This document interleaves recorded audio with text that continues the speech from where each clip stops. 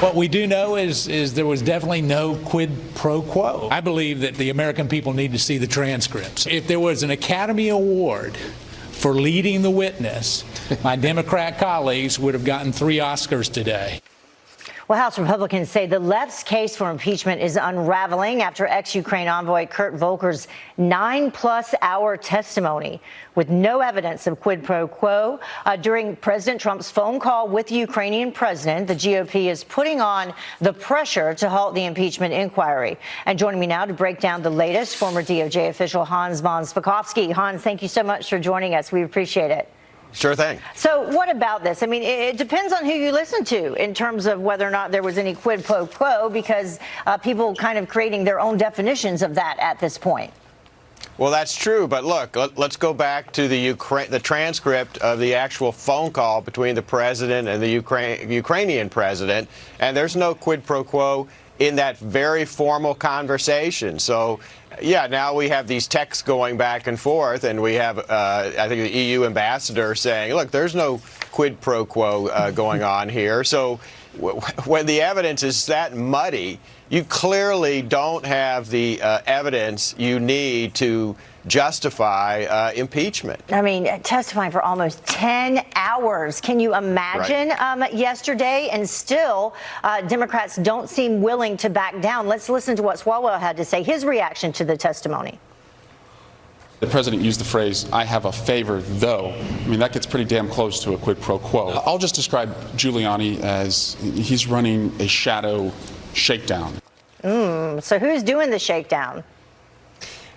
Well, compare what they're saying might have happened to what we know happened, and the videotape of the former Vice President Joe Biden saying that he threatened the Ukrainian government with the withholding of $1 billion U.S. loan guarantee unless they fired the prosecutor who was investigating his son. Now, that sounds like a pretty formal quid pro quo. Yeah, let's listen to these text messages that Fox was able to get a hold of, going back and forth between different officials that were involved in this. Bill Taylor says, "I think that it's crazy to withhold security assistance for help with a political campaign." Then you have Gordon Sondland saying, "Bill, I believe you are incorrect about President Trump's intentions. The president has been crystal clear, no quid pro quos of any kind. The president is trying to evaluate whether Ukraine is truly going to adopt the transparency and reforms that President Zelensky promised during his campaign." So a double standard.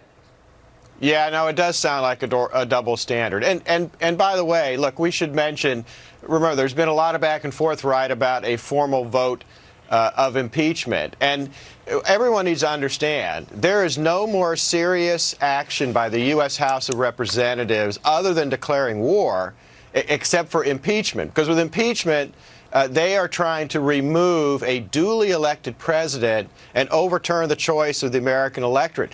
That should not be done unless you have a formal vote with the full approval of the entire House and a resolution that lays out the scope of the investigation, the timing, and the rules under which it's going to operate. Yeah, Hans, since you just brought that up, let's let people at home see this is just a portion of the letter from House Minority Leader Kevin McCarthy speaking about that, amongst some other things. You know, why now, though? Why we're asking for the vote right now? Hans, can you hear me? Did I lose you? Yeah, no, I did. Okay. Yeah, look, they should be asking for a vote.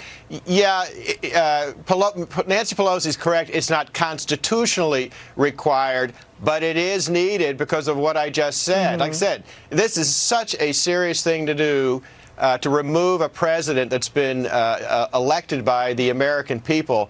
I don't see how you can do that and justify it as legitimate as opposed to a partisan attempt to get rid of the president unless you have a formal vote. And as I said, You outline the scope of the investigation, why it's being opened, what evidence there is to justify it, and the rules under which it's going to be undertaken. Without that, it's hard to look at this as anything other than partisan. Yeah, but at the same time, and we're out of time, though, but I was talking with someone about this. I think that there are Democrats, actually people on both sides, that know once you put it out there in today's environment with social media and how quickly things build and, you know, people's short attention spans, they're not paying attention to the details, so it doesn't matter at this point. All they hear is impeachment, and both sides, you know, hear what they want to hear regardless. Hans, thank you so much for joining us. We appreciate it.